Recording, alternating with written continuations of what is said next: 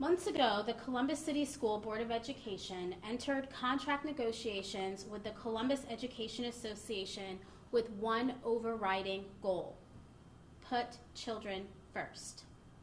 I am pleased to say that this new agreement does just that. This is a contract that keeps students at the center of all we do and supports our board's educational mission for Columbus City Schools. Together with CEA leadership, we have created an agreement that recognizes the critical role all CEA members play in achieving our mission.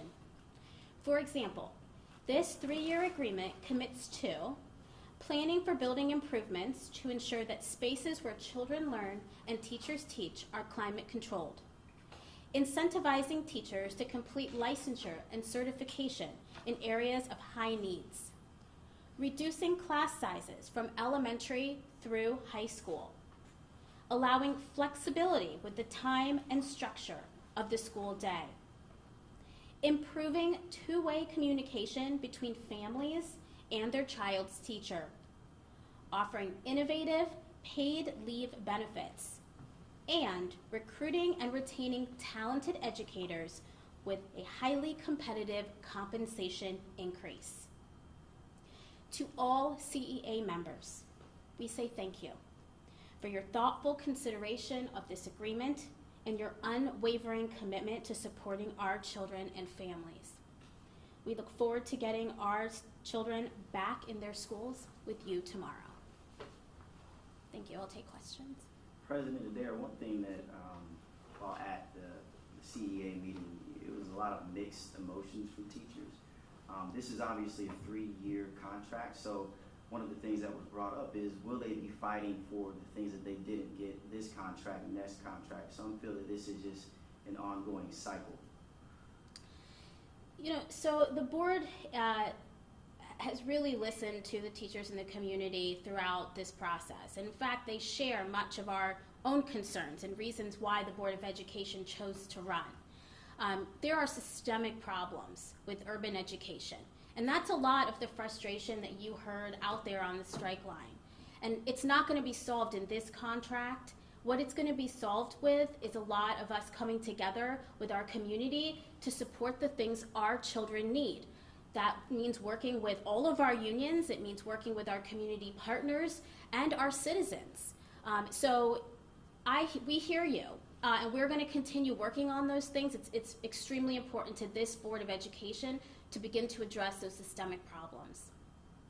What tipped the scale during that long negotiation session Wednesday into Thursday for that bargaining team for the CA to say, okay, we're on the same page now, let's move forward?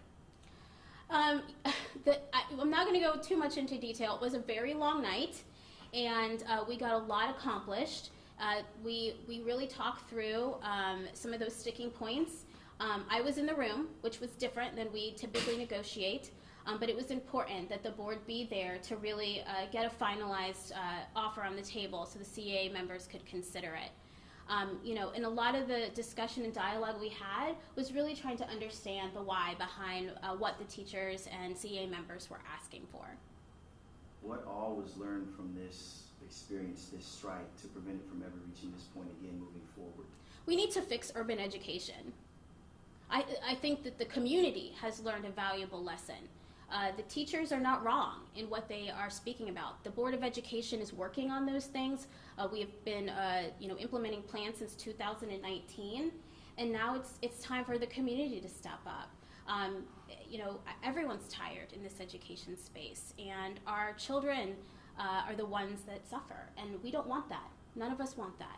And so, I think it's a wake-up call, and I'm glad that CEA fought for how they did. They really opened the eyes to the community in ways that, honestly, the board couldn't. There was a lot of emotion, obviously, over the last several weeks, months. Is there any concern that relationships will be damaged between the board and the teachers, and if so, are there plans to continue to work on those moving forward? So culture and climate is something that we are always working on. I know that in contract negotiations, it's set up to be adversarial, us versus them. But in reality, if we stay us versus them, the only losers are our children. And so it's really important that we come together. Our teachers, our librarians, our psychologists, we're all on the same team, and we all want what's best for our students. We know it's not perfect. That's why actually culture and climate is part of our strategic plan, and we will be making extra efforts to work on healing, and the district will learn more about those plans from the superintendent as they come forward. But we know this has been a really difficult time for everyone, and we want to just make sure that everyone takes kind of a step back to take a breath and take a step forward for our children together. You said one of the things that made the difference Wednesday night, Thursday morning was you were in the room. Were you not in the room for the other negotiations? Typically the way that the board, well, traditionally, historically, the way that this board has negotiated is we send a negotiating team. And so the board is very much involved. We give all the authority, but we typically are not at the actual table. Wow. And so that's the way our district has done it, and we decided it wasn't quite working. And so we decided to change it up and just, to let CA know how important it was to us how many as a people board. were in the room when the agreement was reached? Was it a dozen? Was it 2 dozen? What was the mood like? I think the mood was, we were tired, but we were resolved to get it done. We worked really hard. There's a lot of great things in this contract for students, for our children, for our staff, our valuable teachers and librarians, and everyone who's a CEA member.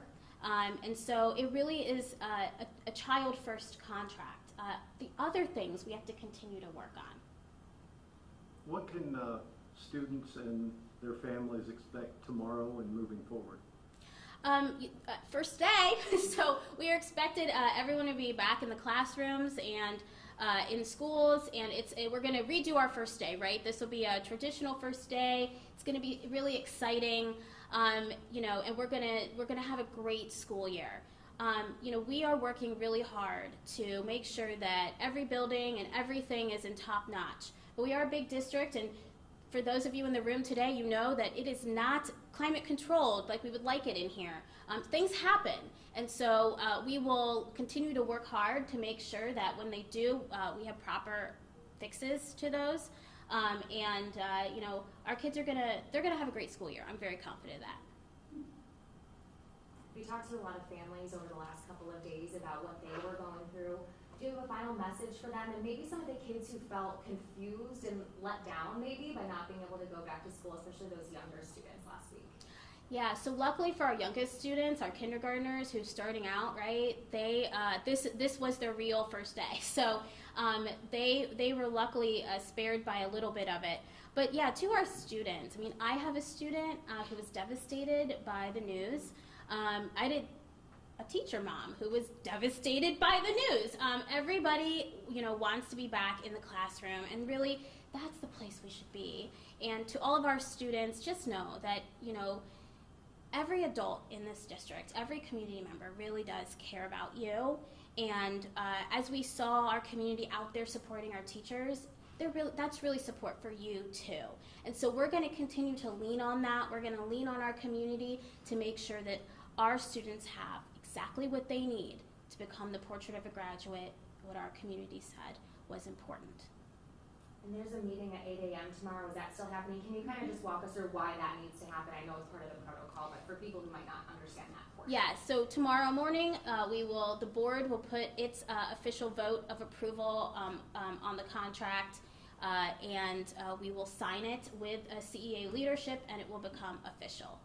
Is that open to the public? Yes, ma'am. Yes, sir. Where will it be? At 3700 South High, our Southland building. Yeah, I was at Huntington Park and I was trying to listen to what they were talking about, and it's really hard to hear what the contract really holds. But I think I heard something about we're going to have control of our heating and air conditioning at the building level. Is that the case? Or is it still going to be controlled from downtown? Yeah, so the full details of the contract will actually be put on our board docs as public because we have to vote on it tomorrow, so that's probably being done now. So you can go ahead and look at it and read it. I'm not sure, you might have heard that a little bit incorrectly. Basically, it allows for air conditioning, which is added to the list of things that are required to create a safe environment. That has been added. And then we have made a commitment as the board to ensure that we have climate control in all teaching environments, so classrooms, but in addition, gyms, auditoriums, libraries, I'm missing something, lunchrooms. And so we've made that commitment to be done by the end of the contract. And they'll be controlled at the building level? We have various systems, and so I believe most of them are controlled we say downtown, but in our central location. And there may be some that are controlled, but it wouldn't be the teachers doing so. It would be a facility person.